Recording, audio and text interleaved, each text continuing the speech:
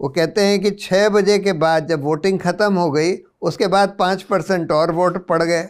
अब लोग देखना चाहते हैं कि कैसे पड़ गए 5% वोट 6 बजे के बाद कैसे पड़ गए, कौन लोग थे जो लाइन में लगे हुए थे वगैरह, उनका भी नहीं बताना चाहते।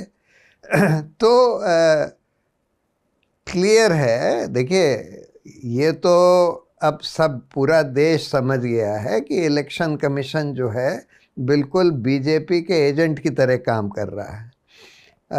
अगर ऐसा नहीं होता तो फिर ये जो अभी अभी 10,000 रुपये की घूस दी गई सरकारी पैसे से बिहार के चुनाव के पहले, कि आपने करीब करीब 1.5 करोड़ से भी ज़्यादा महिलाओं को, यानी कि आधे से ज़्यादा इलेक्टोरेट को, एक तरह से एक घर में 3-4 वोट होते हैं, एक महिला के संग 2-3 वोट और होते हैं, आपने 5 करोड़ लोगों को इफ़ेक्टिवली 10,000 रुपये की घूस दे दी चुनाव के जस्ट पहले।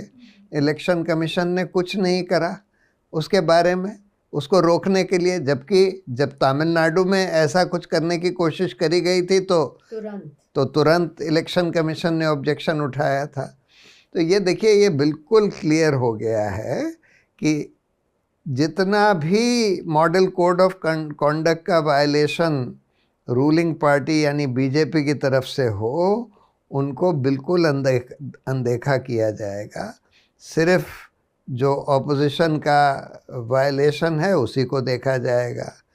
वोटर्स लिस्ट में हर तरह से घोटाले की संभावना बढ़ाई जाएगी और घोटाला किया जाएगा, और इस तरह से किया जाएगा, पारदर्शिता बिल्कुल नहीं रखी जाएगी जिससे कोई पता ना लगा सके, कोई ऑब्जेक्शन ना रेज कर सके, और बाद में भी उसको पता लगाने में बहुत मुश्किल हो। जैसे कांग्रेस वाले कह रहे हैं, राहुल गांधी कह रहे हैं कि उनको ये प्रेस कॉन्फ्रेंस का डेटा जुटाने में कई महीने लगे, क्योंकि इलेक्शन कमीशन जो है मशीन रीडेबल कुछ भी पारदर्शिता नहीं करता, वोटर्स लिस्ट भी मशीन रीडेबल फॉर्म में नहीं देता।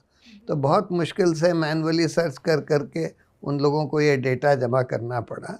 बहुत ही दुर्भाग्य की बात है कि ऐसा इलेक्शन कमीशन आज हो गया है जो कि बिल्कुल सरकारी टट्टू बन गया है।